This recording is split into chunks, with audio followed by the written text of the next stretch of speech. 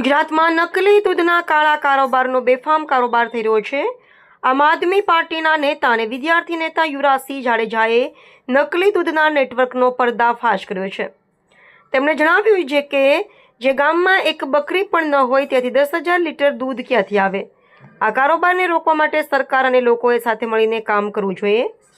નકલી દૂધની સમસ્યા ખૂબ જ ગંભીર છે। છેલ્લા 10 મહિનામાં 34,498 કિલો ભેળસેળયુક્ત ઘી અને 1,07,122 કિલો ભેળસેળયુક્ત દૂધની બનાવટો જપ્ત કરવામાં આવી છે।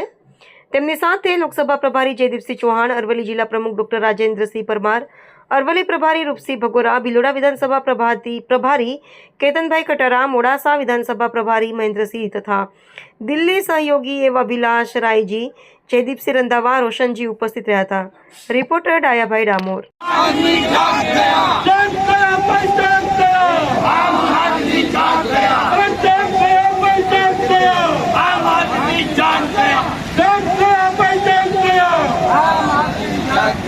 आम आदमी पार्टी जिंदाबाद, आम आदमी पार्टी जिंदाबाद।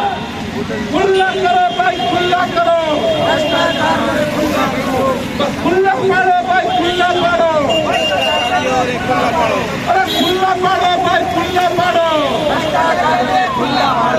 खुला पाड़ो भाई, खुला पाड़ो।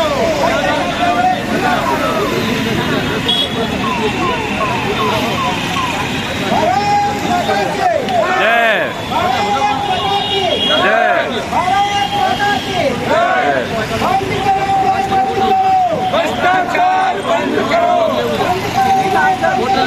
नलाखोरी बंद करो,